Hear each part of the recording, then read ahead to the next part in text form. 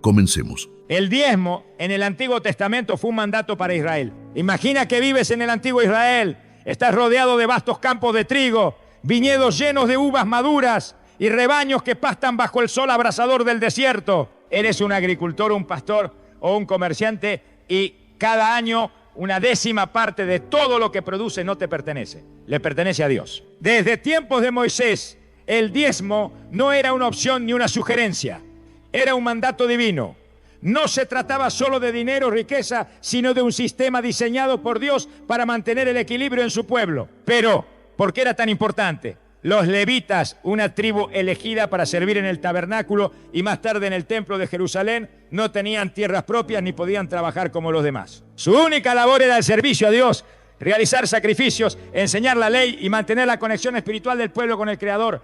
Pero ellos también necesitaban comer, vestirse y sustentar a sus familias. Aquí es donde entra el diezmo. Dios estableció un principio claro. El pueblo proveería para los levitas a través del diezmo. En Números 18, 21, Dios declara a los hijos de Leví: he dado todos los diezmos en Israel por heredad, por su ministerio, por cuanto ellos sirven en el ministerio del tabernáculo de reunión. Esto significaba que el 10% de todo lo producido por las demás tribus sería entregado a ellos como una provisión sagrada. Pero no solo los levitas se beneficiaban del diezmo. En Deuteronomio 14, 28 y 29, Dios da una orden adicional.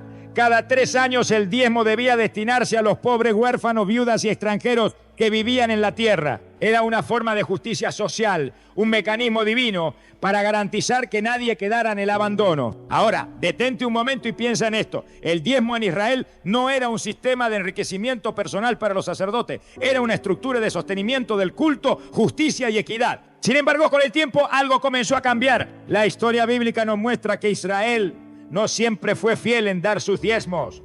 Hubo periodos de decadencia espiritual en los que el pueblo se olvidaba de su compromiso con Dios, dejando el templo en ruinas y permitiendo que los levitas sin sustento tuvieran que abandonar su ministerio para trabajar en el campo. Fue entonces cuando los profetas levantaron su voz. Uno de los mensajes más duros viene del libro de Malaquías 3:10, donde Dios desafía al pueblo con estas palabras: traed todos los diezmos al alfolí y haya alimento en mi casa, y probadme ahora en esto, dice Jehová de los ejércitos, si no os abriré las ventanas de los cielos y derramaré sobre vosotros bendición hasta que sobreabunde. Este versículo ha sido usado innumerables veces para enseñar sobre el diezmo en la iglesia moderna, pero aquí surge una pregunta clave. ¿Este mandato sigue vigente para los cristianos hoy en día? El Antiguo Testamento dejó claro que el diezmo era un requisito específico para Israel, un sistema diseñado para un contexto particular. Pero cuando Jesús vino, su enseñanza cambió muchas cosas. ¿Será que el diezmo es un mandato eterno o simplemente una ley de la antigua alianza? Aquí es donde entra la figura de Jesús, quien aunque mencionó el diezmo en sus enseñanzas, también lo confrontó desde una nueva perspectiva. Y esto nos lleva al siguiente punto. Jesús ratificó o superó el diezmo. El tiempo había pasado. El sistema del Antiguo Testamento seguía vivo en la cultura judía, pero algo estaba a punto de cambiar. Un hombre había llegado a desafiar la tradición, a trastocar las estructuras religiosas y a poner el corazón por encima de las reglas. Jesús de Nazaret. Los fariseos eran los guardianes de la ley.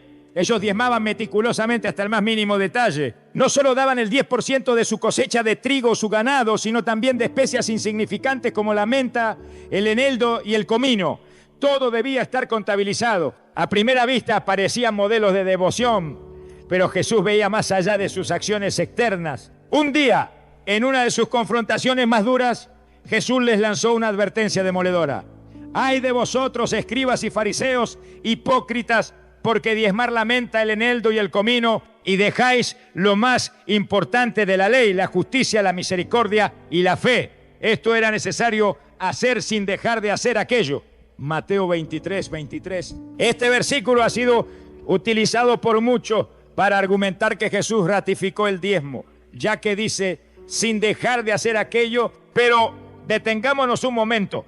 ¿Realmente lo está ordenando para la iglesia o solo está reprendiendo la hipocresía farisea? Aquí hay un detalle crucial que muchos pasan por alto. Jesús aún estaba bajo la ley mosaica. Su ministerio ocurrió antes de su muerte y resurrección, lo que significa que en ese momento el diezmo aún formaba parte del pacto de Israel con Dios. Sonríe, que Cristo te ama. Sin embargo, Jesús constantemente se enfocó más en el corazón del hombre que en la rigidez de las normas externas. Miremos otro episodio clave. En el templo, Jesús observó cómo la gente echaba dinero en las ofrendas. Los ricos daban grandes cantidades, pero de pronto una viuda pobre dejó caer 2 moneditas insignificantes. Jesús llamó a sus discípulos y les dijo: de cierto os digo que esta viuda echó más que todos los que han echado en el arca, porque todos han echado de lo que les sobra, pero esta de su pobreza echó todo lo que tenía, todo su sustento. Marcos 12, 43 y 44. Aquí Jesús no menciona porcentajes ni impone el diezmo como regla. Él resalta la actitud del corazón. No se trataba de una cantidad fija, sino de la entrega sincera y desinteresada. Esto nos lleva a una pregunta clave.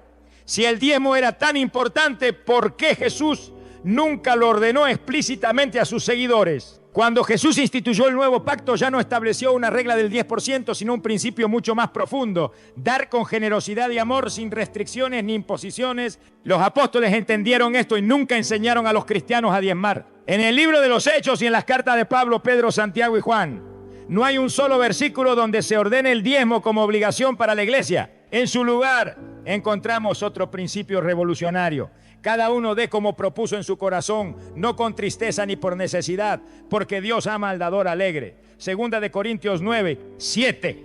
Aquí ya no se habla de un 10%, sino de un acto de amor y libertad. Jesús superó el sistema del diezmo e introdujo un concepto más elevado: dar sin restricciones, sin presiones, con un corazón dispuesto. Pero si esto es así, ¿por qué muchas iglesias hoy en día siguen predicando el diezmo como una obligación? Esto nos lleva al siguiente punto.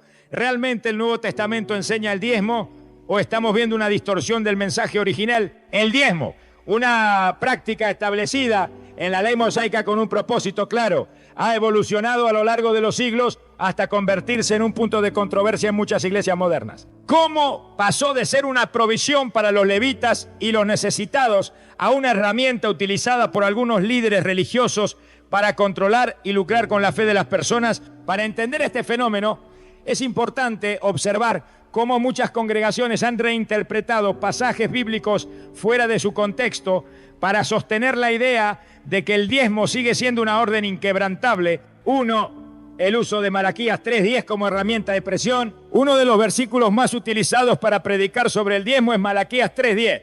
Traed todos los diezmos al alfolí y haya alimento en mi casa. Y probadme ahora en esto, dice Jehová de los ejércitos, si no os abriré las ventanas de los cielos y derramaré sobre vosotros bendición hasta que sobreabunde. Este pasaje se ha predicado de una manera que genera temor y presión en los creyentes. Muchos pastores enseñan que si una persona no diezma, está robando a Dios y atrayendo maldiciones sobre su vida. Pero realmente este versículo aplica a los cristianos hoy en día. El contexto de Malaquías es claro. Dios estaba reprendiendo a los sacerdotes y al pueblo de Israel porque habían dejado de cumplir la ley del Antiguo Testamento. Este no era un mensaje dirigido a la iglesia cristiana, sino a una nación que estaba bajo un pacto diferente. A pesar de esto, algunos líderes religiosos han usado este versículo para infundir culpa y miedo, asegurando que quien no diezma está fuera de la voluntad de Dios. En algunos casos se llega al extremo de decir que la falta de diezmo es la razón por la que una persona sufre problemas económicos o enfermedades. Pero aquí surge una gran contradicción. Si el diezmo realmente fuera un requisito inquebrantable para recibir la bendición de Dios, ¿por qué Jesús y los apóstoles nunca lo impusieron en la iglesia primitiva? 2. Promesas de prosperidad a cambio del diezmo. Otro método de manipulación que se ha extendido en muchas iglesias es la teología de la prosperidad, que enseña que dar dinero a la iglesia garantiza bendiciones financieras en esta vida. Frases como: si das tu diezmo fielmente, Dios te dará un auto nuevo o te sacará de tus deudas.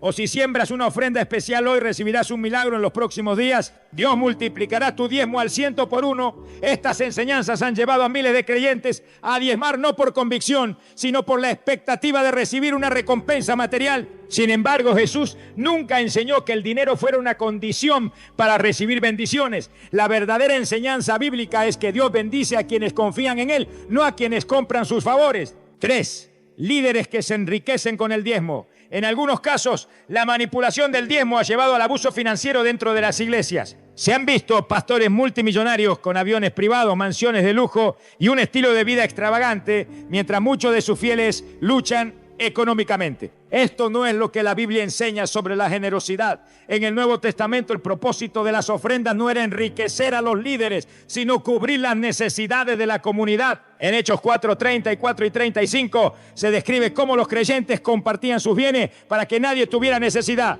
No había entre ellos ningún necesitado, porque todos los que poseían heredades o casas las vendían y traían el precio de lo vendido y lo ponían a los pies de los apóstoles y se repartía cada uno según su necesidad. Aquí vemos que el dinero se utilizaba para ayudar a los necesitados, no para crear imperios religiosos personales. 4. La presión psicológica y el control espiritual. Más allá del dinero, algunos líderes utilizan el diezmo como una herramienta de control espiritual. En algunas congregaciones se enseña que los que no diezman no pueden ser líderes ni servir en la iglesia. Los que no diezman no son considerados cristianos maduros. Dios no escucha las oraciones de quienes no diezman. Estos métodos generan culpa y miedo, haciendo que muchas personas den su dinero, no por amor, sino por temor a ser rechazadas por la iglesia o por Dios. Pero esto está muy lejos del mensaje de Jesús, quien enseñó que el amor y la gracia de Dios no dependen de contribuciones monetarias. Conclusión: la diferencia entre fe y manipulación. El problema no es el acto de dar, sino la manera en que se impone el diezmo como una obligación. Bajo manipulación, en el Antiguo Testamento, el diezmo era una ley para Israel, no para la iglesia. En el Nuevo Testamento el principio es dar con alegría, no por imposición. Dios no necesita dinero, pero sí nos llama a ser generosos de corazón. Las iglesias deben administrar con transparencia sin explotar la fe de las personas. Aquí surge una pregunta final. Si el diezmo no es una obligación en el Nuevo Testamento, ¿cómo debería dar un cristiano? Este es el tema del siguiente punto. ¿Cuál debe ser la actitud correcta ante el dinero en la iglesia? Hemos recorrido un largo camino desde la ley mosaica hasta la enseñanza de Jesús y la iglesia primitiva. El diezmo, que en el Antiguo Testamento era un mandato exclusivo para Israel, no aparece como una obligación en el Nuevo Testamento. En cambio, se nos presenta un principio mucho más profundo: la generosidad voluntaria y el amor desinteresado. Pero esto nos lleva a una pregunta esencial. Si el diezmo no es un requisito para los cristianos, entonces ¿cómo debe ser nuestra actitud hacia el dinero y las ofrendas dentro de la iglesia? Para responder esto, debemos considerar 3 principios clave extraídos de la enseñanza de Jesús y los apóstoles. 1. Dar con libertad, no por obligación. Uno de los textos más poderosos del Nuevo Testamento sobre las ofrendas es 2 de Corintios 9:7. Cada uno dé como propuso en su corazón, no con tristeza ni por necesidad, porque Dios ama al dador alegre. Aquí hay 3 verdades fundamentales sobre la actitud correcta al dar. No debe ser forzado. Cada uno dé como propuso en su corazón. No debe causar tristeza ni resentimiento. No con tristeza. No debe ser una obligación impuesta ni por necesidad.